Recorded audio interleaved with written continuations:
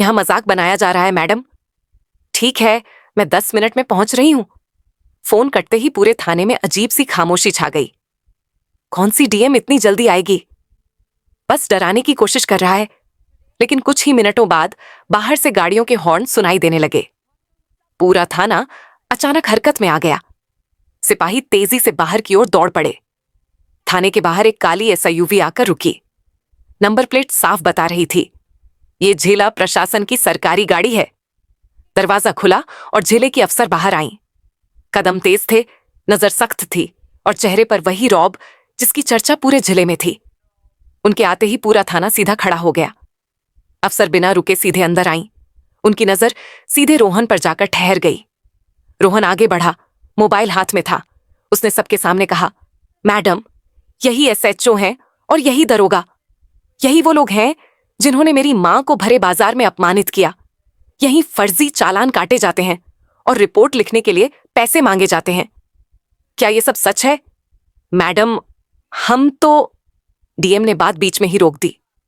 पहले ये बताओ, रिपोर्ट लिखने के लिए पैसे क्यों मांगे गए? वो शायद कोई गलती हो गई होगी। गलती? ये थाना है या पैसे वसूलने की जगह? लोगों को डराकर पैसे लिए जाते हैं और जो मना करे उसके साथ बदतमीजी की जाती है। मैडम, ये सब झूठ है। डीएम ने हाथ उठाया। अब एक शब्द भी बोला तो यहीं वर्दी उतरवा दूंगी। पूरा कमरा सन्नाटे में डूब गया। सिपाही दीवार के साथ सीधे खड़े हो गए। कोई हिल तक नहीं रहा था। डीएम ने जेब से पेन निकाली, टेबल पर रखी फाइल अपनी ओर खींची और साफ आवाज में बोली, दरोगा गुप्ता सिंह और एसएचओ अरविंद सिंह, आप दोनों को इसी वक्त निलंबित किया जाता है। तो दोस्तों, इस कहानी के लिए एक लाइक तो बनता है। अगर आपको ऐसी ही दिल से जुड़ी कहानियां पसंद आती हैं तो हमारे चैनल को सब्सक्राइब करना ना भूलें। इस वीडियो को अपने दोस्तों और परिवार के साथ जरूर शेयर करें। इसी तरह की नई और दिलचस्प कहानियों के साथ हम फिर मिलेंगे अगली वीडियो में। तब तक के लिए धन्यवाद। पुलिस की वर्दी का मकसद लोगों को डराना नहीं होता। ये वर्दी भरोसे और सुरक्षा का निशान होती है। लेकिन जब तक वर्दी पहनने वाला इंसान खुद दूसरों को सम्मान देना नहीं सीखता, तब तक उस वर्दी की भी कोई अहमियत नहीं बन पाती। सुबह की ताजी हवा में हल्की सी ठंडक और सुकून है। गांव के बाहर लगी सब्जी मंडी में रोज की तरह चहल पहल है। कहीं मोल भाव चल रहा है, कहीं मजदूर बोरे उठाकर आगे पीछे जा रहे हैं। ये सब यहाँ की रोजमर्रा की जिंदगी है। इस आम सी भीड़ में आज मेरा होना थोड़ा अलग सा लगता है। मैं बिल्कुल साधारण कपड़ों में हूं, ना कोई गाड़ी, ना कोई साथ चलने वाला। मैं भी बस एक आम औरत हूं, करीब 35 साल की। दिल में सुकून और खुद पर पूरा भरोसा। लोग मुझे देखते हैं और आगे बढ़ जाते हैं। किसी को अंदाजा नहीं कि मैं कौन हूं। और शायद यही बात मुझे उस पल बिल्कुल आम बना देती है। बहन, जरा ये सब्जियां दिखाना। हाँ, यही वाली। आज सब्जी ताजी लग रही है। थोड़े टमाटर दे दीजिए और थोड़ी भिंडी भी, घर के लिए चाहिए। बहन की आवाज में थकान साफ झलकती है। सुबह से खड़े रहकर काम करने का असर तो पड़ता ही है, मगर मेहनत करने वालों की यही पहचान होती है। बहन, टमाटर आज कितने के हैं? 20 रुपए किलो बहन। बताइए कितना लेना है? तभी पास से एक बच्चे की आवाज आती है, मम्मी जल्दी चलो, स्कूल देर हो रही है। लेट हो गया तो टीचर डांटेंगे। मां बच्चे को समझाने की कोशिश करती है, थोड़ा रुक जा बेटा, पहले दीदी को सब्जी दे दूं। लेकिन बच्चा जिद करता रहता है। वह पल दिल को छू जाता है। मैं खुद से कहती हूं, बहन आप ऐसा कीजिए, पहले बच्चे को स्कूल छोड़ आइए, तब तक मैं आपके ठेले पर खड़ी रहूंगी। वह थोड़ा झिझकती है। नहीं बहन, आप क्यों तकलीफ करेंगी? मैं मुस्कुराकर कहती हूं, चिंता मत कीजिए, आप निश्चिंत होकर जाइए, मैं यहीं हूं, सब संभाल लूंगी। वह भरोसा करके चली जाती है। मैं वहीं खड़ी रहती हूं। चारों तरफ जिंदगी चल रही है, लोग, आवाजें, मेहनत, हलचल, और मैं सबको चुपचाप देख रही हूं। तभी सड़क की तरफ से आवाज जाती है, भाई जरा संभल कर बाइक रोको, यहां लोग खड़े हैं। सब कुछ अपनी जगह पर चलता रहता है, अनुशासन और समझ से, क्योंकि असली ताकत आवाज ऊंची करने में नहीं बल्कि सही व्यवहार में होती है। निपटाओ जल्दी। मैंने हैरानी से पूछा, आप कब से यहां सब्जी बेचने लगी? यहां तो पहले कोई और औरत बैठती थी, वह कहां गई? उन्होंने शांति से जवाब दिया। वो अपने बच्चे को स्कूल छोड़ने गई है और देखिए वह अभी वापस भी आ रही है। वह औरत आते ही बोली, नमस्ते इंस्पेक्टर साहब, थोड़ी देर के लिए यहां नहीं थी, अब आ गई हूं, कोई बात हो तो बताइए। फिर उसने झुके हुए लहजे में कहा, आज क्या लेंगे आप?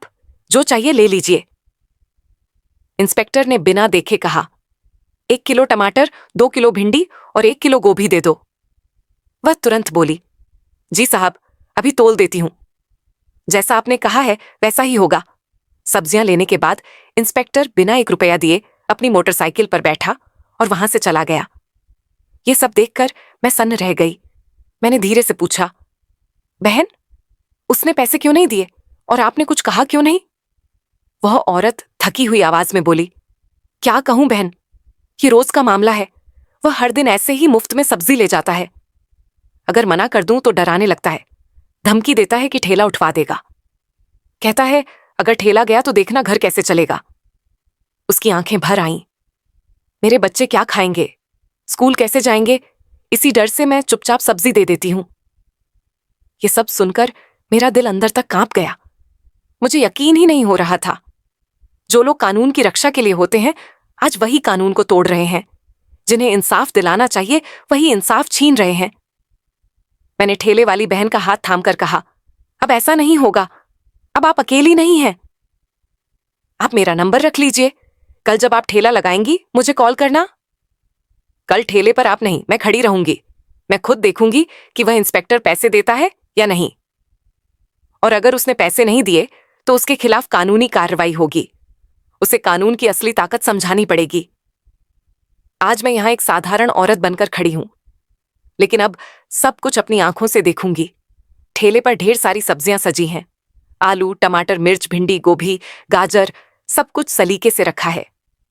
चारों तरफ माहौल बिल्कुल सामान्य है, जैसे रोज होता है, लेकिन आज हिसाब साफ होगा।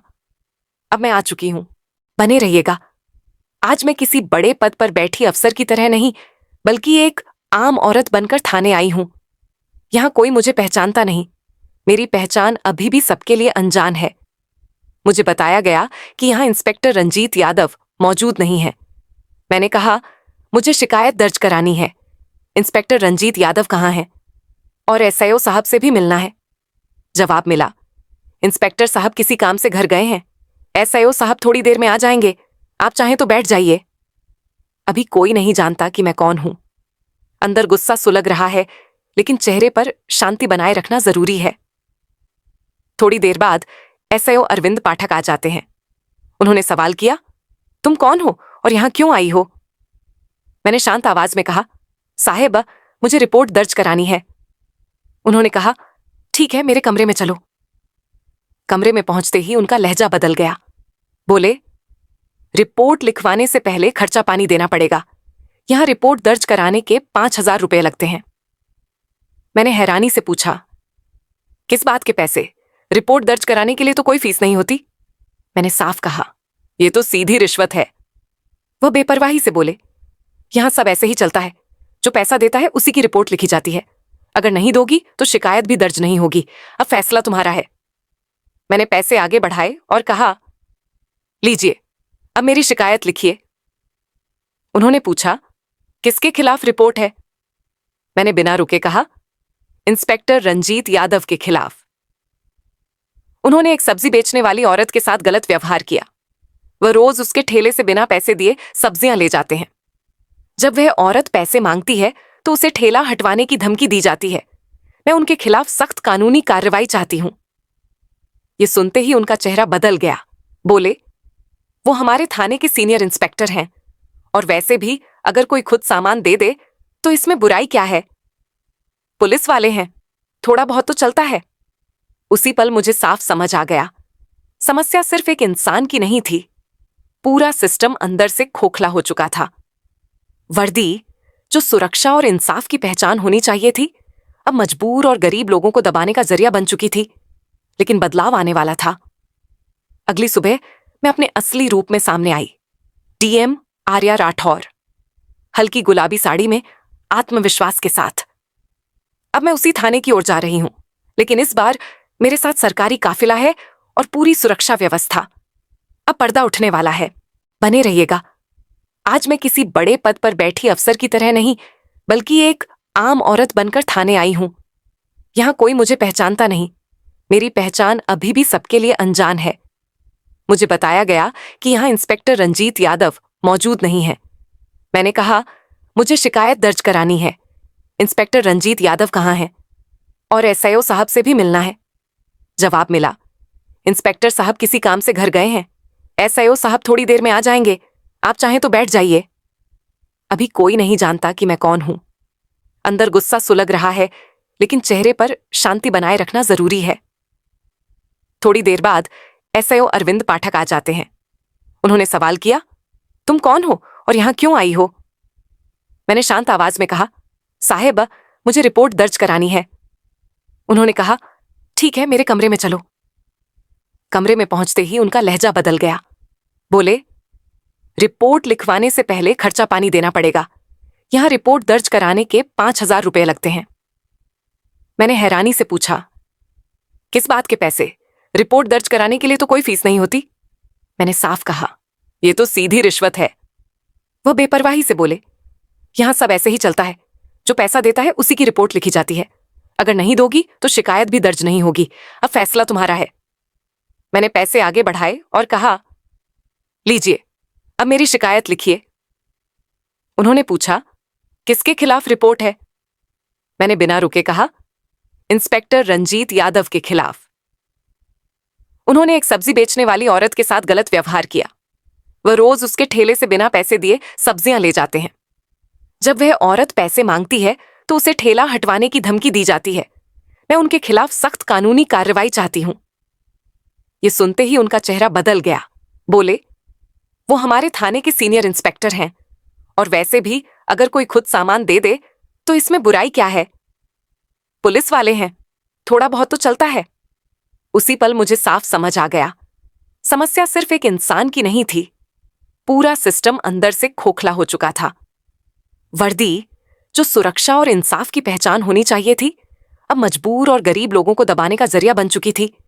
लेकिन बदलाव आने वाला था। अगली सुबह मैं अपने असली रूप में सामने आई, डीएम आर्या राठौर, हल्की गुलाबी साड़ी में, आत्मविश्वास के साथ। अब मैं उसी थाने की ओर जा रही हूं, लेकिन इस बार मेरे साथ सरकारी काफिला है और पूरी सुरक्षा व्यवस्था। अब पर्दा उठने वाला है। मेरे साथ अधिकारी पहले से तैयार खड़े हैं। जैसे ही मैं पुलिस स्टेशन के अंदर कदम रखती हूं, हवा में एक अजीब सी बेचैनी महसूस होने लगती है। कल तक यही लोग मुझे एक आम औरत समझ रहे थे। आज मुझे देखकर किसी को समझ नहीं आ रहा कि सामने कौन खड़ा है। थाने के मुख्य हॉल में पहुंचते ही मेरी नजर सीधे इंस्पेक्टर रंजीत यादव और एसओ अरविंद पाठक पर जाती है। मैं शांत लेकिन सख्त आवाज में कहती हूं, आप दोनों यही हैं, है ना? उनके चेहरे देखना ही काफी है, सब कुछ साफ झलक रहा है। वे घबराकर पूछते हैं, मैडम, आप कौन हैं? आप तो कल यहां रिपोर्ट लिखवाने आई थी, है ना? मेरी आंखों में अधिकार का भरोसा है और मेरी आवाज में पूरा यकीन। मैं साफ शब्दों में कहती हूं, मैं इस जिले की डीएम आर्या राठौर हूं और अब मुझे सब कुछ पता है। मुझे पता है कि तुम दोनों मिलकर गरीब लोगों को डराते हो, पैसे की मांग करते हो और वर्दी का गलत इस्तेमाल करते हो। उनके चेहरे पर डर साफ दिखने लगता है। वे हकलाते हुए कहते हैं, मैडम, अगर आप सच में डीएम हैं तो कृपया अपनी सरकारी आईडी दिखाइए। मैं बिना देर किए अपनी आईडी आगे बढ़ाती हूं। आईडी देखते ही उनके हाथ कांपने लगते हैं। वे झुकते हुए कहते हैं, माफ कीजिए मैडम, हमसे बहुत बड़ी गलती हो गई। हमें नहीं पता था कि आप डीएम हैं। हम शर्मिंदा हैं। आगे से ऐसा कभी नहीं होगा। मैं बिल्कुल साफ कहती हूं, ये गलती नहीं है, ये अपराध है। और मैं यहां किसी को छोड़ने नहीं आई हूं। जो किया है उसकी सजा भी मिलेगी। इसी वक्त से तुम दोनों को निलंबित किया जाता है और विभागीय जांच के आदेश दिए जाते हैं। मैं अधिकारियों की तरफ देखकर कहती हूं, इस थाने में अब किसी गरीब के साथ गलत व्यवहार नहीं होगा और न ही वर्दी के नाम पर कोई दबाव बनाया जाएगा। इन दोनों को तुरंत हटाया जाए और आज शाम तक पूरी रिपोर्ट मुझे चाहिए। थाने में सन्नाटा छा जाता है। मुझे साफ महसूस होता है कि यहां अब इंसाफ की आवाज सुनाई दे रही है। मैं एक पल रुकती हूं। मैं सख्त हूं, लेकिन इस जिम्मेदारी का बोझ दिल पर महसूस होता है। मैं आखिरी बात कहती हूं, तुम दोनों माफी के लायक नहीं हो। जो तुमने किया वह किसी लापरवाह अफसर का काम नहीं था, बल्कि एक अपराधी का व्यवहार था। अगर आज तुम्हें माफ कर दिया गया तो कल कोई और यही गलती दोहराएगा, और यही मैं होने नहीं दूंगी। अगर आज तुम्हें छोड़ दिया गया तो कल फिर किसी गरीब की आवाज दबाई जाएगी, फिर कोई मजबूर इंसान अन्याय सहेगा। मेरा फैसला साफ है। तुम्हारे चेहरों पर इस वक्त शर्म भी दिख रही है, पछतावा भी और डर भी। वे धीमी आवाज में कहते हैं, मैडम, आप बिल्कुल सही कह रही हैं। हम माफी के काबिल नहीं हैं, लेकिन बस एक मौका दे दीजिए। हम खुद को बदल लेंगे, गरीबों के साथ सम्मान से पेश आएंगे। हमें माफ कर दीजिए। अगर आगे कभी कोई गलती हो तो आप हमें तुरंत सजा दे दीजिए। मैं उन्हें ध्यान से देखती हूं। उनकी आंखों में पछतावा साफ नजर आता है। मैं कहती हूं, ठीक है, मैं तुम्हें एक आखिरी मौका दे रही हूं, लेकिन याद रखना, ये मेरी तरफ से पहली और आखिरी चेतावनी है। अगर दोबारा किसी गरीब की शिकायत मुझ तक पहुंची, अगर यह कहा गया कि इस थाने में अन्याय हुआ, तो फिर कोई माफी नहीं मिलेगी, सीधी कार्रवाई होगी। मैं चारों तरफ देखती हूं और कहती हूं, यह बात यहां खड़ा हर पुलिसकर्मी सुने। पुलिस की वर्दी डर फैलाने के लिए नहीं होती, ये लोगों की सुरक्षा और भरोसे के लिए होती है। जब तक वर्दी पहनने वाला खुद दूसरों को सम्मान नहीं देगा, तब तक उस वर्दी को भी सम्मान नहीं मिल सकता। थाने में छाई खामोशी डर की नहीं है, ये आत्ममंथन की खामोशी है। थोड़ी देर बाद एक बुजुर्ग आवाज आती है, बेटा, वो सब कुछ ले गए, मेरी मदद कर दो। जवाब मिलता है, घबराइए मत, यहां सबकी बात सुनी जाती है। यहां रिपोर्ट दर्ज कराने के लिए कोई पैसा नहीं लगता। आप निश्चिंत होकर अपनी शिकायत लिखवाइए। एक और आवाज आती है, बेटा, जरा मेरी भी मदद कर देना। फिक्र मत कीजिए बाबा जी, हम आपके साथ हैं। अब माहौल बदल चुका है। अब दिल को सुकून है। अब किसी को डर नहीं लग रहा। ओहदा और पद दिखावे के लिए नहीं होते, वे एक बड़ी जिम्मेदारी होते हैं। जब कोई अफसर अपने पद का इस्तेमाल गरीब और मजबूर लोगों की मदद के लिए करता है, तभी समाज में असली बदलाव आता है। अन्याय के खिलाफ खड़ा होना आसान नहीं होता, लेकिन सच्चा नेता वही होता है जो डर के आगे भी हिम्मत दिखाए। सबसे जरूरी बात, लोगों को वर्दी से डरना नहीं चाहिए, बल्कि वर्दी पर भरोसा होना चाहिए। दोस्तों, इस कहानी का मकसद किसी को ठेस पहुंचाना नहीं है, ना ही किसी जाति, धर्म, समाज या पेशे को गलत दिखाना। इस कहानी का एक ही उद्देश्य है, आपको जागरूक करना और सच के साथ खड़ा करना। अगर आपको यह कहानी पसंद आई हो तो इसे लाइक करें, और अगर आप चाहते हैं कि किसी गरीब की आवाज दबे नहीं, तो इसे ज्यादा से ज्यादा शेयर करें। आपका एक शेयर किसी खामोश आवाज को एक मजबूत सच बना सकता है।